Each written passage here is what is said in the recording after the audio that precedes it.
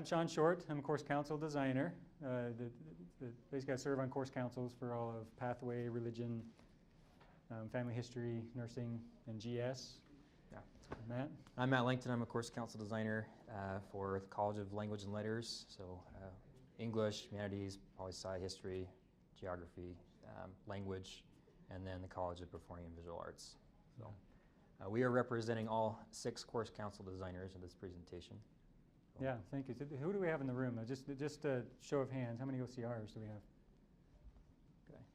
We have OCRs. Instructor? All right. And you're an instructor too, that's right. Forgot. Any course leads? Okay, awesome, great.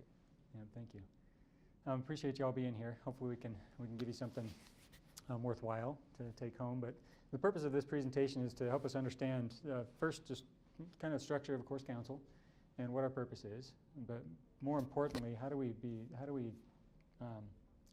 most efficient and most productive as a course council?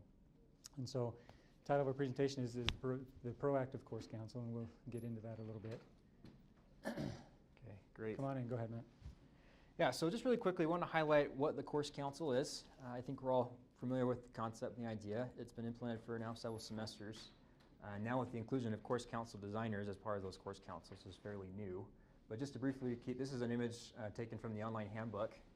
To emphasize, there are 3 respective members in the course council structure. The course lead, who's an on-campus faculty member, represents the course, the outcomes, the assessments, really the pedagogy of the course from the on-campus perspective. That's a really crucial role, especially as changes may happen to the on-campus course, departmental or program changes that would inform the design of the individual course. They play a very crucial role in that regard. There's also the online course representative, the OCR. They also play an absolutely pivotal role, and we really want to highlight that in this presentation. They represent the needs of all the online instructors. That could vary in scale. It could be themselves as the sole online instructor to 25 or more online instructors, right? So their role in representing the online instructor's voice, the instructor perspective as it's implemented online, and even the student perspective is critical as well. Also the designer's perspective, so in this case the course council designer represents the online learning organization, online pedagogy, design, those types of things. And so all 3 of these members represent and have different perspectives and responsibilities, but together, hopefully, they have a shared vision of what needs to happen in the course. So just to quickly highlight that. Really quickly, this is a snippet from the Course Council Data Portal website. We just want to emphasize really what we spend our time doing as far as types of projects, right? And I think we're all familiar for the most part, hopefully. But first, just quickly to emphasize, there are new or redevelopments. These are large-scale projects. Could be an overhaul of the curriculum. This is more of a long-term process, right? There's a planning semester, development semester, review, and then implementation and pilot, right? This is mostly outside of the purview of the course council. We can make recommendations, but ultimately it's through what's called the Online Development Council, which is housed by what we call online associate deans for each individual college. They bring recommendations to that council, and they decide and prioritize on development projects. On the other end of the spectrum is what we call maintenance or fixed tickets. I think we're all probably very familiar with that. These are smaller scale, usually predefined. We know what needs to happen. It could be a link is broken, gradebook alignment, dates, things like that. Usually it can go straight to course support. It doesn't require any approval necessarily, although there might be some recommendations or coming to alignment as course council members. But mostly it's one at a time. It's usually predefined. And then this middle portion here, this is kind of a different beast altogether, or what we call improvement projects. Okay, these could be larger scale. They don't require ODC, Online Development Council approval. This is the purview of the course council. There could be kind of a pilot involved if you wanted to collect data on it, but it does require, more so than maintenance, some planning, some vetting, and some prioritization. For the purposes of our presentation, we're not going to talk about new and redevelopments. Like I said, that's mostly through Online Development Council. We'll be spending most of our time talking about the proactive course council as it relates to maintenance requests and improvement projects. And so with that, we wanted to kind of have kind of a quick simulation, and I hope you'll appreciate the time and energy to create this visual graphic for you. I had a really productive afternoon. But just to kind of take an opportunity and look at some actual data from a course. So these are actual student comments submitted through the end of course survey that students take for a particular course. And I think it's important. We want to show all these comments together because I think it's really indicative of the chatter that we experience as online instructors, as OCRs, as course leads. Because that's really what we do, right? Is we get chatter. We get bombarded with information. And it's kind of trying to figure out what do we do with that chatter. Do we react to all of it? Do we take it? Do we send it to maintenance? Or is there more involved in that, right? So what we wanted to do for this activity is really quickly, and we're in a smaller group, so we might just have 2 groups. What we wanted to do is to get into groups of 3, sort of pseudo course councils, right? And look at this data. Again, this is actual data from actual course. But take a look at it and discuss it together. We'll spend a few minutes doing this. And kind of consider what are some things you're noticing. Are there themes that you're noticing that students are observing? Are there concerns that you should be aware as a course counsel? And then what proposal would you make? What would you do with this information as a course counsel? Okay, and I'm intentionally not giving you all the details with this, right? Because we're going to have a debrief afterwards to kind of talk about it. But we're just going to spend a few minutes. So go ahead and separate yourselves into groups of 3, if you will, and then just review this, and then we'll regroup in a few minutes.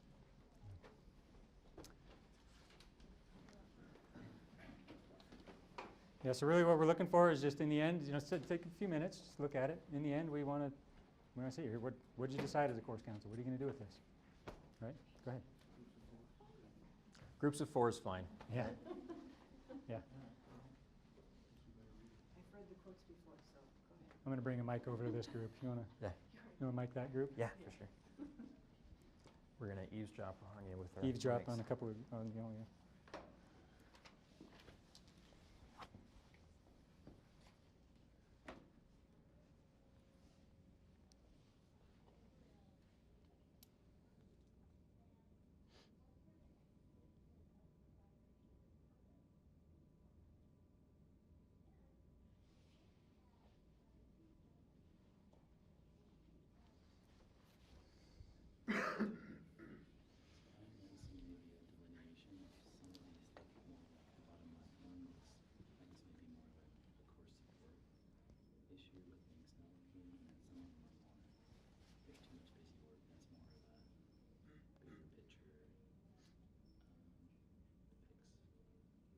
And that's more of a theme too, right? Like some of those others might be kind of one-off comments, but that one is All over the place. The others seem to focus on organization. Mhm. No clear expectations, no clear idea of what they're supposed to do each week. which might connect to the busy work idea too, right? If they're not understanding purpose. But it seems like it would be easy to do those little course fixes and clarify instructions before necessarily changing the spacing of the work. So it seems Right, like those for are the pretty writing common. assignments, the writing assignment seems like it would be more rigid though. But the organization, you could do it in the project, the course notes, you could just give them. Well, with the due dates, only one person talked about it, or the spacing, I guess. Yeah, you've got busy work and spacing, so it feels like maybe there's, I don't know if the sample's big enough. Right. If that was a lot when people were talking about busy work and spacing, I think those go together to pacing, but. Yeah, that's true, because if that's just an outlier, then it doesn't need to be addressed, right? So maybe some more data would be useful to determine if it's needed or not. It probably also depends on the class, because students never want to write. So, you know, but if the outcome is to write every week, then okay to pick if they're going to write every week or not. They can complain about it, and they will, but. And you can check the amount of time they're spending each week. So if you get these comments along with the spike in the amount of time they're spending, then pacing's probably an issue. Mm-hmm. Mm-hmm. So we're supposed to decide what we're gonna do about it? Yeah, in fact, why don't we just take, are you guys about another minute? Take another minute, come to conclusion. What do you decide as course counsel? How What's are you gonna handle proposal? this? Yeah. So if it were a kind of a, I don't know how to word it, but it's not a technical, it's just more kind of a bigger picture. Yeah, what would you recommend? Like, To address all of that as a course. or counsel, some, right? Like, what would you recommend moving forward? Could some be maintenance requests? Would some require improvements? What could be done? The course council designer would write up a project. Look at the course. So if it is something that you want to So Okay. in this example, you're the course council designer, so we say, okay, your assignment is to go and look at that and coordinate with probably the course lead and determine if those changes need made. And then other areas, like if these are making it to us as a course council, if it's a technical issue, then it needs to be forwarded back over to course support probably, right? The structure is set up where they shouldn't be getting to that. But if the tickets aren't being submitted, and you're your shadow practice, right? Then you send it back to court support, like, hey, we're hearing this.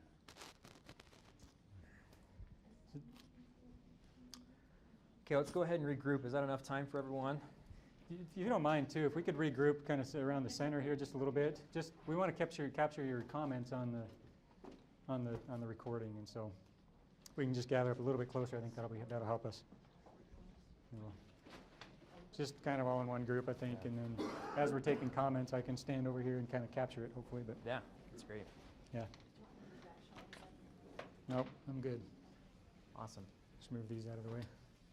Okay, so we were able to kind of just linger as flies on the walls, kind of eavesdrop a little bit on some of the comments. It was interesting to listen to the different perspectives and things that came up, but I want to turn the time over here as we debrief. What were some things that you observed? Maybe common threads or themes that you noticed, and then, of course, any recommendations you might have as course counsels. So what did you discuss? Since there's a lot of reading assignments or busy work that students felt like wasn't necessary or conflicting with instructions, Yeah. that would probably go to the course counsel, I'm assuming. So you, as a course council member, right? Yes. Right, exactly. Okay, good. So busy work, that was a theme that you drew. Other thoughts, any things that you've observed?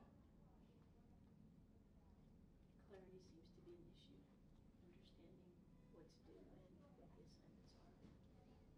Okay. How would you act, or how would you react to these? Like, as a course counsel, what would you do with this? Speaking personally, I would probably check with my online course lead. Representative. All of them. Get out. Just kidding. I would check with Melissa, and I would find out if that seems to be the consensus among instructors, that the assignments are confusing. If it seems to be a consensus that most students struggle with it, then we try and pinpoint which instructions are least clear and that, ideas about what we could do to clarify it.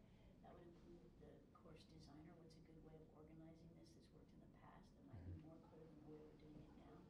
And once we've decided on a course of action, then we put it in as an improvement project and get the changes made.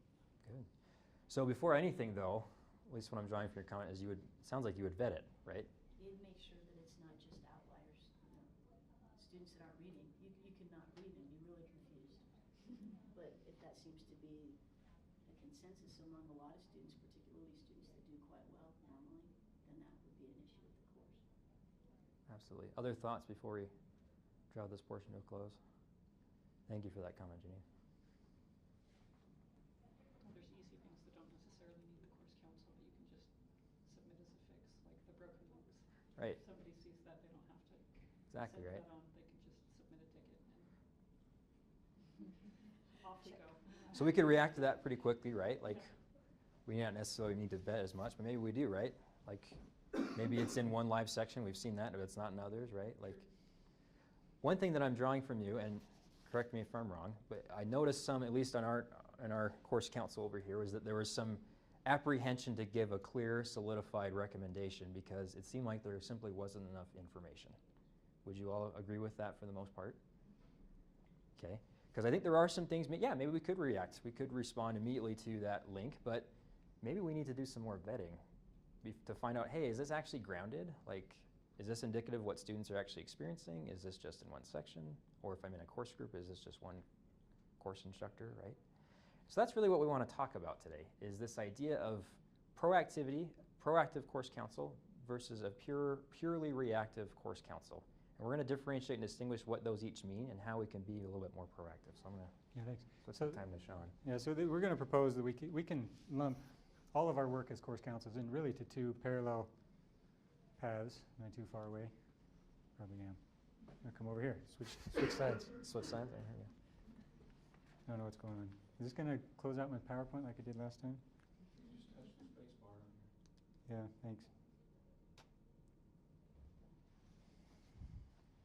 Awesome. No, that's good. Some issues here. In our last presentation, it closed out. It actually That's right. In All our right. last presentation, right when we presented the proactive part, it showed a picture on his computer of a beach, and we thought Yeah. that was very appropriate, right? Yeah, it was great. If we could stick Like, that this image is the in our heads. proactive course council. We're all. Yeah. Yeah. Okay, I apologize. I'm going to have to probably close out of this. It looks like it's locked up for some reason. Try this again.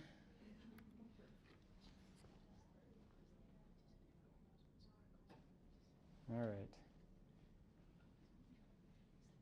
How's this? Okay. Let's burn through this. So we can define the work that we do as course counsel is really in two parallel paths. We got the reactive path and the proactive path. And everything, all the chatter that comes in and everything that we deal with, we can take down either one of these paths, right? How many of you feel like this is more indicative of what we do? We feel this, right? Especially the last couple of years, we felt this burn, right? A lot of fires to put out, a lot of right, a lot of functionality issues that we had to deal with, right? A lot of that. Okay, let's look at that reactive model a little bit. Now, if we perpetuated that purely reactive model, okay, here's what this looks like. Okay, basically what happens in this purely reactive model. Now, your course counsels and your experience in course counsel might be anywhere on the spectrum from reactive to proactive, right? So this is purely reactive course model. We're only dealing with stuff that's in our face, right? If it's a fire, we're dealing with it. Everything else drops to the bottom of this incubator, right? Well, it's not really even an incubator, it's just an empty bucket, right? And it just sits there until it's in our face again, right? And that's the purely reactive model, right? Things are coming in through the top, just skimming off the top and going right through, usually one at a time, right? Usually it's urgent. Typically it's fires we're dealing with because, like I say, we're only dealing with stuff that's in our face. Little to no holistic vetting. Not a lot of prioritizing and planning going on. We're just taking one at a time and just reacting and dealing with things as they come in, right? And so, but again, we have this responsibility of both paths. We're going to be looking at things both reactively and proactively. This is where we'd love to be, right? This is the beach. You know, we're making decisions a couple of semesters ahead of time. We're making the right decisions. And so, there's no issues that come up after we do these improvements and redevelopments and things like that. But this isn't reality, right? The reality is that we can focus on proactive as much as possible, but there's always going to be an element of reactive that we have to be responsive to. Okay, there's some urgent needs. The links break, resources change. There's just things happen. New instructors come in and see something that we haven't seen for 3 semesters. New eyes come in and spot things we haven't seen. There's always going to be some reactive things going on. But what we want to do, the goal is, right, focus our time and energy on the proactive side. That this is Stephen Covey's quadrant 2 or whatever, right? That important and not urgent, right? That's where we want to be. Okay, we want to be thinking ahead somewhat as course counsels. So again, looking at this reactive model, one at a time, likely urgent, right? Reactive, probably high stress a lot of times, those types of things. We're just dealing with things that are in our face. So let's look at the proactive model here. This is where the beach picture came up. So the proactive model then, what we end up doing, what we end up doing in the proactive model is adding this vetting process, like Matt pointed out, and like you guys were talking about in your groups, right? Instead of reacting to each little thing one at a time, we're like, you know what, we really need some more information here. Right? We need to have a conversation with course counsel and get some more perspective here, right? There's this vetting process going on. Issues come in, and notice they're not coming in the top and skipping across, right? They're coming into the bottom, into this whole incubator. We're incubating these issues, right? And the important things rise to the top. Sometimes things might rise quickly to the top, right? There might still be some urgent things that are vetted, but rising quickly. In fact, what we'd like to present to you is that being proactive in our overall approach actually allows us to be more responsive to the urgent needs, okay? So as we understand the course, as we're having these conversations, we understand what's going on in the course. We're talking about future improvements. We've been looking at the data, so we kind of have this representative model in our minds already of what the students and instructors and people are saying.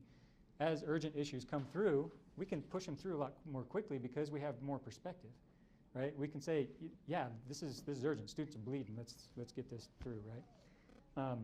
Or we could say, you know what? We need to react to this urgently. Instructors, here's how we're going to handle it this semester, but we really want to pull this back into an improvement project we've already got queued up, right? And so this reactive side of things then now becomes responsive. We're not just reacting, knee-jerk reactions. We're vetting it still because we're constantly vetting things.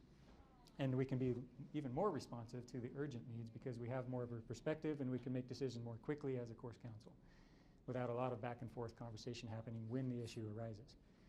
Okay, so we're going to propose that we can be more responsive in these areas, or be more responsive as we are a proactive course council. And we'll talk more about this vetting process in a minute. But Great. So before we talk about what that vetting process actually looks like, I wanted to just take a minute and pause here and maybe use another analogy to kind of explain kind of the grand vision of what we're trying to do as course councils, really, right? And I think most of us probably heard, maybe familiar with Maslow's Hierarchy of Needs. Dave Nielsen in his keynote yesterday used that same analogy. And so, rising from the bottom to the top, of course, basic human needs, food, shelter, clothing, right? We all need those things first before we can have other needs met, psychological needs, relationships, and then hopefully at the very top to more self-fulfillment needs, right? So what does that have to do with our efforts in proactive course improvement? And some of you have heard me use this analogy. I think there's a good comparison we made with our efforts in design and pedagogy. I think we could make another hierarchy, right? At the very bottom, we could look at a course, what are the functional, usable needs of the course? How functional is it? How usable is it? How maintainable is it? How accessible is it, right? Like, this is where a lot of our time is spent, believe it or not, in course councils, right? Like, we have to address these things before we can address bigger themes. The course has to be functional. It has to be maintainable, it has to be usable, right? But there are bigger issues that we should be considering long term, right? Like, how pleasurable of an experience is the course to begin with, right? Not just for students, but for instructors too, right? We want it to be a pleasurable experience in it. And perhaps even more importantly, is it a meaningful learning experience for our students and for our instructors, right? And so I think we could distinguish between these levels in this hierarchy. We could almost make a threshold of, maybe at the very top we could call transformative learning experiences, right? That's the aim, right? And hopefully as course councils, especially as proactive course councils, we're moving up. Because if we don't, the reality is, and we've seen this before, we're never going to leave that bottom threshold. If we're purely in the reactive state, we're never going to be addressing these bigger fish, right? We're never going to be looking at how can I make this course more pleasurable? Because believe it or not, that's a nuanced perspective, right? What does that mean? How can I make it more meaningful? How can I make it better? That's not something that can be handled through a simple fix, right? It isn't one at a time. It takes time and vetting and preparation and prioritization, right? And so hopefully just if we can embed in your minds this image of this is the ultimate goal as course council. This is what we're striving to accomplish. And so with that, we'll talk a little bit more about those channels, but specifically how we can use the vetting process for that purpose. All right, so again, this is our goal. We want to be focusing our time and energy on proactive work. Right, we're thinking ahead, we're talking, we're having conversations as course councils. But we're not shirking our responsibility to be responsive to those urgent needs. Right? We're taking care of that, but we're automating that. And because we have a better perspective, we're able to push those things through a lot quicker, and our time and energy can be spent on the transformative needs of the course, right? The transformative experiences of the course. So how do we get there? How many of you are familiar with President Gilbert's dual transformation? Is that foreign to everybody? Yeah. Anyway, the idea here is that, and you can study that up, look it up, it's fascinating. He actually has a presentation on video now on YouTube now you can look at, specifically talking about dual transformation theory. But the idea here is that as course councils, as individuals, both as individuals and as course councils, okay, we need to be really good at ensuring that both of these paths are taken care of, okay? We need to be really, and what happens if we don't separate these two things, okay, what happens is the reactive side just sucks us up, sucks all our time and energy, right? All our time and energy is spent here, and all we're dealing with is fires and things like that, and that could use up all of our time, especially OCRs, the limited time you have on your contracts, right? You could be, sucking all your time up there, and so we have to proactively and consciously decide, okay, I'm gonna have a parallel path going on here. we have to be responsive to this, but we're going to open up this other parallel proactive path as a course council and start having some conversations, right? Now, and even to get to a true proactive, where we're really looking ahead and focusing on those transformative, pleasurable, meaningful things of the course, right? We might have to have a dual path for that too, even on the proactive side. There might be some short-term things, like what's that low-hanging fruit that we can take care of that will really have a big impact on students and instructors? Some improvements that we can do, some quick, good low-hanging fruit improvements that we can do to improve the experience for them, right? It might be functionality, it might be a little bit more pleasurable stuff, but what's some of that quicker stuff that we can do?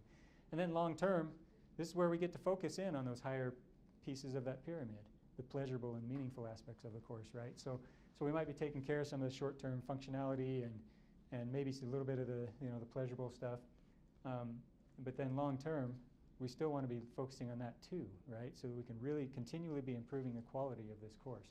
And so we're queuing up little improvements here, and we're kind of incubating some more bigger ideas, and then it might merge into, and then eventually it will merge into, we're a proactive course council. We've taken care of the big issues. Students are good, instructors are good, they're enjoying the course.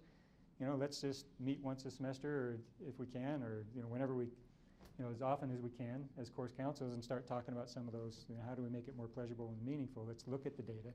Let's look at student comments. Let's look at some of those pieces where students are saying the course is good, but what are their comments saying? Maybe there's a few places we can clean up and make things more enjoyable or more clear for them, right? Streamline things a little bit more for them. Reduce some redundancy.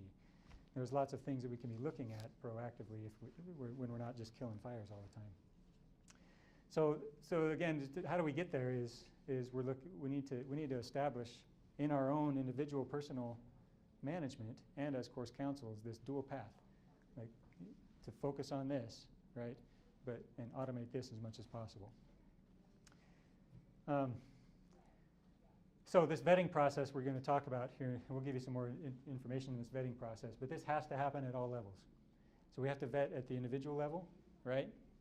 Even down to the instructor level, right? This is something you could share with your instructors and say, hey, you know what? Here's some questions. We're going to give you some questions that you can ask yourselves, and that you can also pass on to your instructors to say, hey, when you see something in the course, you have an idea or something like that, let's vet this idea a little bit at the individual level, right? And then bring it to the OCR group, that type of thing. Well, as in a course council level, right? OCRs are getting all this chatter, right? We're getting all this raw issues, this just raw chatter. Course council designers are getting this, right?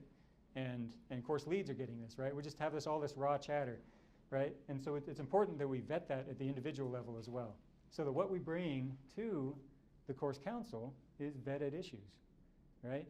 We've vetted it individually. We've gathered as much information as we can individually. We're not going to have all of it, but we gather as much as we can. We step back and ask some questions and vet this a little bit to see what's going on. And then we bring the vetted issues to the course council, right?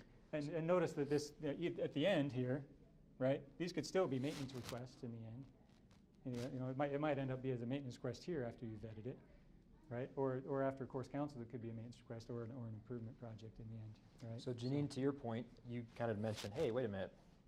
Even at my level, like these comments, I think I need to vet this a little bit more before I take it to the course council, right? Before I send this immediately off to course council, hey, I know what we need to do, right? Let's hold off a little bit. And so let me give you just a quick kind of anecdotal experience that I've had as a course council designer, and I know this is shared with my colleagues as course council designers as well. And this is just a kind of a generic example, but we've all experienced it. So I've had cases where an issue may arise. Maybe it's brought up in course groups. Maybe a student shares it with an instructor. Maybe the instructor just is seeing it in their course from their own eyes, right? But it becomes critical, right? We want to address it before it reaches critical mass, and so the instructor will reach out to me and says, hey, this is critical, this is a huge issue, it needs to be resolved right now or it's going to destroy the course, right? We've heard this rhetoric before. And a lot of times they're well-founded. In this instance, the proposal was, hey, fix it or I will, right? Well-meaning, right? Acknowledging that. But again, there wasn't necessarily any vetting. And so in this instance, we tried to vet as a course council. In this case, we tried to analyze what students were saying in the comments and the course surveys. And looking at all the comments and all the themes, not a single student in any of the courses across all the sections had anything to say about this particular comment. It was one issue that an instructor rose on their own in this case, and it wasn't indicative of what students are actually experiencing in the course, right? So again, well-meaning, well-intended, right? But unless we're vetting, unless we're taking this ourselves, both, again, at the individual level and at the course council level, how much time and energy are we spending on going down tracks that really are, in the end, reactive and aren't actually addressing real issues, right? And so I think that's, hopefully that kind of anecdote kind of gives an example of what we mean by vetting. And so with that, we'll talk about what that vetting process could look like. All right, Brian, do you have a question? So the fix to that is to be vetting it on an individual level as an online instructor, and on that first tier it says individual, the individual vetting process. So is that coordinating with, does that include coordinating with an OCR if you see an issue and going through the right avenues rather than directly to the course counsel? Absolutely, absolutely. And again, vetting yourself as an online instructor, right? Don't do the same thing and send it off to the OCR, right? Like vetting yourself as an instructor. Making sure it's really an issue. Right, And absolutely. Is it better for an online instructor to, if they determine it really is an issue, is it better for them to go directly to submitting a maintenance ticket, or is it better for them to coordinate with their OCR? I think it depends on the issue, right? Like I think if it's a clear, obvious, this link is broken, I don't know that necessarily would necessitate going all the way to course counsel for any. Like I think just as that individual level shows, you have a pathway to a maintenance request yourself, right? Yeah. It's in the nuances and the details of, is this a maintenance request or could this be an improvement project, right? And we trust online instructors to kind of help distinguish that. But again, that's part of that vetting process too, right? And I think that's part of where the OCR can help to distinguish. And the maintenance requests are actually part of this chatter, right? And so as an instructor, and I don't know online instruction in particular, they don't want instructors to have to like think through, like, is this improvement, maintenance, whatever else, that type of thing. If you have an idea, send it in, right? Vet it as much as you can as an instructor, you know, and then send it in, right? Send in what you have. If you don't have data, if you don't have more information, you know, submit that either in your OCR group to say, hey guys, I'm seeing this. Is anybody else seeing this, right? Or to a maintenance request, like you said, like, link is broken. Like, my link in my course is broken. Let's get it fixed, right? And I think as this slide will hopefully represent is that when we talk about vetting, we're talking more about questions that you could be asking yourselves and principles that you're applying. It's not, oh, is my N 30, right? Is my sample size 30 or more? Or, you know, what's the validity of that? Like, we don't expect you to be statisticians in this regard, right? It's more just what principles are you applying, what questions are you asking and trying to vet this issue. Yeah. And I guess part of what I'm wondering is, if I teach an online class that I think has 15 or 20 sections, so is it counterproductive for me to send a maintenance request and then maybe 18 other instructors do the same thing? Is it better to go to the OCR in that case? Right, and I think that, again, we trust instructors to make that decision, right? But in general, if it is a functionality issue, link is broken, you know, that's a maintenance request. Even if it isn't in the other courses, it is in yours, right? So submit the maintenance request. But if somebody's told the OCR Yeah. to submit a request and they're going to fix all the Yeah, right. And you could say that, right? They wouldn't have to submit it. Yeah, take it to your OCR group and say, hey guys, this was broken in my course. I submitted a ticket for it. You know what I mean? So, you know, be having conversations in the OCR, in the course groups, sorry, and then submitting tickets when appropriate, right? And the OCR could be vetting those too in the course group and submitting the one ticket for all sections, kind of thing, right? So I would just, you know, work it out. But yes, is the answer. Maintenance tickets and OCR, right? So let's look at this. So the most important thing in the vetting process is to make sure things work. There we go. Is to listen. Okay. Now this is more than hearing. Okay. We hear a lot of chatter, and we could react to that chatter, right? So the part of vetting process is stepping back and listening. Okay. And it's listening to all avenues that we have available to us. We have our course groups with the OCRs and the other instructors. Right, we have the data and the student feedback. This is one of the more fun things I read. This was from Winter Data, right? I want to like reach through the computer and say, you know, I'm listening, right? You know, it's like in your face, I'm here listening, right? But you know, students sometimes they feel this, right? And so we do. We need to be listening to everything. We need to be listening to student feedback and that. Course councils. Course councils going to have different perspectives. The different members of the course council. Program councils is sort of a new thing that's going to be coming down, but you know, departments have their own initiatives, right? But now we have program councils that are made up of the deans or the associate deans that serve on the Online Development Council for approving redevelopment and new development projects and things like that, and just coordinating things across the campus for online. The department chairs, online court or the course council designers. Several people serve on those program councils that meet once a semester or so, and looking at the program in general, right? So the whole certificate program. You know, what are the bright spots in this program? What's going well in certain courses in this program? What's not going so well in certain courses? Or where are the gaps in the program? So there's a lot of things the program council is going to bring back to course councils. It might be standardizations, right? We want to standardize the look and feel of courses in a program somewhat more, so that the student walking through that path has the similar experience all the way through that path, right? There's going to be lots of things that program council is going to be, perspectives that they're going to have that are bringing down the course council. So we're listening to all of those things. We're stepping back and vetting things, listening to all those different avenues. Filtering the noise, then, here's just a few questions. This is where I say maybe these are questions that you can send down to your instructors even, right? Does it need, and again, each one of these things is done at the individual level and at the course council level, right? So does it need immediate action? Sometimes it feels like it does, and like in this situation. Sometimes it feels like it needs to be immediate, but it really isn't, okay? So does it really need immediate action? Is it representative of the group? You know, am I hearing this from one student, or am I hearing this from several students? Is there a theme or a pattern that I'm hearing? Is there a theme or pattern I'm hearing amongst my instructors, right? What does the data say? And again, each one of these questions, we're going right back up here and listening, right? So these are just questions to kind of ask to help us filter the noise, right? And in each one of these, to answer each one of these questions, we're going to have to go back up here and listen to the different areas, right? What does the data say? Is there a ready solution? And you know, this one's really just kind of helping us understand. You know, is this a maintenance ticket? Can we pass this through, right, to a maintenance ticket? Can we, or whatnot? So prioritizing, then again, we're asking a few more questions: timeline, scope, and stakeholders. You know, when do we have to have this done? Does it have to be done for fall? And then the scope is, you know, how long is this going to take? Who's going to need to touch this improvement or this fix?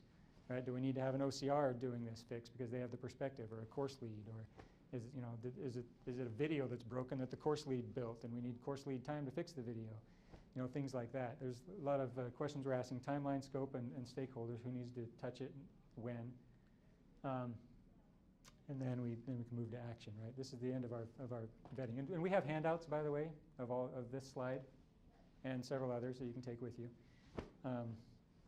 And so then, when we're vetting, and again, we wanted to just reiterate: this is at both levels, individual and course council level. We're going to be running through this vetting process, right? Listening, filtering the noise, prioritizing, and then we can move it to action, right? And as we do that, that's going to help us. That's going to help us be more responsive. Can you see how that works? But when we have more perspective and understanding as a course council and as a group, as a course council, we can be more responsive to those urgent needs because we can put them in perspective and make decisions quickly, right? And so, go ahead and move on. And we got about 10 minutes, I guess. Okay. So if we go back to our original example, so let's say we just draw some comments, kind of applying what we're learning a little bit as far as vetting. Let's pretend instead of getting this from students, let's say maybe we're getting it from our course groups, right, for online instructors and OCRs, right? You've gotten some of these comments of concerns for the course, you know, busy work or the layout of the assignments, whatever it might be. Let's say those are the concerns. You could react immediately. Okay, the layout of the assignments needs to change, right? Or there is too much busy work. I've been told, and therefore that's what it is, right? So what do we need to change? Right? Let's make an improvement project right now. Okay, and those may be valid recommendations. But what if we stop for a second, as far as looking at maybe some of the data and what other people might be saying? Let's look at the course metrics. So let's say working as a course counsel, you might ask, okay, what is the data? What, in this case, the course metrics? And this could include anything from the clarity of instructions or was the course well organized. This is on a 7-point scale for those of you who can see it. But in looking at these course metrics, what might you draw about this course? So these course metrics are like the course was well organized, course objectives were clear, you know, class assignments contributed to my learning and growth. You know, that's those types of things. Those are, right? So in looking at that course metric, for example, what might you conclude about this course? It's actually doing pretty well, right? Especially for the most part, even including the was it well organized, right? C2, it's higher than the average, right? So, okay, maybe we need to step back a little bit. Maybe this isn't indicative of an actual concern, but we could also do a little bit more digging, right? Let's say we wanted to analyze what students are saying, right? Getting their perspective. So we could do a common analysis. These are what students are saying is an issue in the course. Just for those who can't see, the green bar represents course organization. The orange bar represents workload. So going a step further and looking at this data, what might you conclude about this course? This is what they're identifying as difficulties in the course? Correct. Difficulties. Difficulties. This is just a, it's 28% of the comments in the end of course feedback had to do with organization. Right? So what might you conclude? Maybe the comments are valid. Maybe the comments are valid, right? But again, it's going through, did you have a comment, Janine? I guess if it's based on comments, then you want to look into the comments more closely and see if there are any themes inside the comments. That's right. Is it one assignment? Is it the way that it's presented? That sort of thing. That's right. So vetting, and I'm glad you pointed out, because vetting doesn't just begin and end easily, right? It's not, okay, I looked at these 2 data points, now I'm done, I know exactly what I need to do. Like, this isn't necessarily actionable, but we're vetting to see, is this an actual issue? Is it representative, right? 16%, I guess it'd be dependent too on how many people are responding. Mm-hmm. And I wish it could be more granular to know if that 16% that are worried about workload are also, what are they doing in the course? Are these our low achievers? Are these our really high achievers that are complaining about workload? I mean, there are some things like that that would help us more to know if these Sure. are complaints because I don't want to do more work, period, or are these complaints, I'm working really hard and I still feel like I'm doing too much and it's not really productive work. I'd probably be more apt to listen to my high achievers on workload Sure. than I would be with my. Those are great questions that you'd probably want to include in the vetting process. So we keep diving deeper, But- as deep as we need. But right? here's the So we have thing. some- Based on this data, or at least looking at this perspective, I know one thing. I probably ought to do more digging, right? I shouldn't just call it quits, right? And the idea here, again, is are we vetting, right? Are we actually looking at the different data points? Are we looking at representative samples? Are we actually looking through and saying, is this an issue? And then can we prioritize from there and doing more work at research as a course council? Okay, so I want to change gears here really quickly, and I want to emphasize, just as we're talking about proactive course councils, that's a reality. This is actually happening. So this is a graph of the number of fixed tickets, maintenance requests in all of our online courses for the past 3 semesters. The blue one represents fall 2016, the pink one last semester, and the green one this semester. All right? Right. Janine, Melissa, that might have been us up there, that little peak right there, right? But this, just to give some perspective, what a sheer difference, right, that is making. So this is already happening. We want to call attention to the efforts that you each are making in your course councils, as course leads, as online course representatives, and as online instructors, that through your efforts, and as we're working together, we're actually seeing a huge dramatic decrease, and we expect this trend to continue. That we actually are hopefully becoming less and less reactive, that we have less and less focus on sheer volume fixed tickets, and more emphasis can be placed and more time spent on planning and prioritizing. Either that or we're not paying attention. That we're not paying attention. One of right? the two. One of the two. Yeah, but we would say that as course councils, we have been working a little bit more proactively the last couple of semesters. And what do we say? You work more proactively, what happens to that reactive side? Right, we're seeing it in the data. Like we're seeing tickets counts are going down, right? We're not having to kill so many fires all the time, right? Because we're doing some of that cleanup work proactively. So we just have a few more minutes here, and hopefully we'll have a few minutes, and we'll stay as long as you want for questions afterwards. But we wanted to highlight just a few timelines and help you better understand that blackout period that you may have heard of, right? And there's the blackout period has to do with maintenance requests, okay? So what happens in the back end of things, right? We have a reference course, we call it, that is the master course for all sections. And once a semester, right before the semester begins, we make a copy of that master course and create all the sections and enroll all the students and instructors and set up all the dates and things like that. The setup team does all that. That all takes time, okay? That time is the blackout period, okay? And so what happens is course support is not making changes in the course reference during that blackout period. Now, there might be some urgent, critical issues, right? Links are broken. We're going to fix that during setup time, or those types of things. If there's critical issues, we're going to take care of them. So don't hold off and not submit anything during this blackout period. We still want to be having conversations as course councils, and we certainly want to be fixing critical issues, right? So we're still submitting things during that blackout period. But this is just to help us understand, if we put in a maintenance request anytime before that blackout period, it'll show up here. Unless there's a duration, it ends up being this longer thing that's pulled back and it doesn't actually get done, before course copies are made, that type of thing. If it's critical, it'll get done. And even if it's not done before course copies, they'll make that change in all the sections, right, if it's a critical fix. But either way, it should be showing up in the next semester. If you submit something during the blackout period here, you're waiting a whole semester before you're going to see that change in sections, unless it's a critical issue, right? So that's an idea of the maintenance window here. So the reasoning behind that is just that you've got to draw a line somewhere Yeah. in getting these courses ready for the next semester. That's correct. Yep. And once we make course sections, we're talking about religion and GS and pathway and all of those. We're talking 200 sections, right? And that's a lot of resources to make a fix in 200 sections after the course copy, right? And so we just kind of draw this main. And plus, we can't be stepping on the setup team's feet, right? Where they're making changes for all the setup that they need to do. We can't be walking over them during that period, right? So yeah, there's just this line that we have to draw. And that's June 30th this semester, so it's typically right, week 11, 12, right in that era, or that area. So what we have here then for improvement projects is, improvement projects are a little bit different. The way those are handled is the online development councils queue those up, and the way the queue works is that Course councils. What did I say? Online development council. Thank you. Course council designers that serve on your course councils with you are the ones that queue up these improvements. Okay, and there might be some queued up in other ways too, but for the most part, it's course council designers helping queue up these improvements. And so how the queue works then is that the queue project designers or designers, course designers have all these projects going on. As they complete a project and time opens up, they'll pull something off the queue. We pull top priorities, priority 1s first and priority 2s after that.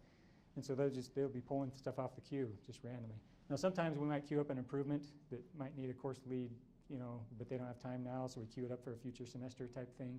Otherwise, it just goes on the live queue, and it can be pulled anytime. So let's say the project designer pulls that right here, right? They pull it during this blackout period, and it takes a whole semester plus some, right? And we don't get this done until semester 3 or whatever, then it's not going to show up clear until semester 4. Where at the same time, if we queue it up during this blackout period and we're able to get it done before the blackout period for semester 2, it'll show up next semester, right? And so we might have something here where we submit something in week 2, and the chances are our designer picks it up quickly, and it only takes a few weeks, right? And we get it done before blackout period, that'll show up next semester. Okay, and that has happened. I've seen that happen this last couple semesters. That is happening. Things are being pulled off the queue in the same semester. If they don't get pulled off, so this right here, this deadline, it's not a hard deadline. Okay, this is just a date that as course council that we'd like to get course council designers to start thinking about. This is kind of week 10.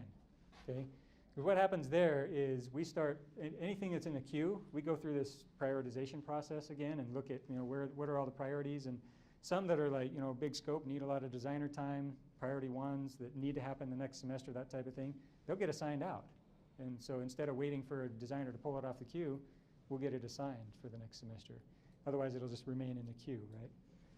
So we go through this prioritization process. And so as course councils, if we can think of our timeline as week 10 to week 10, okay, we're going to be in a pretty good area to have those improvements that we're queuing up be taken, be pulled off the queue pretty quickly, or more quickly than they would be, say, if we submit something week 12 and it's on the live queue and it's not assigned, right? We might be waiting clear until here before we prioritize again, right? Before it ever gets pulled off the queue or something, right? Which might be okay if it's not an important thing, not a priority 1 type thing.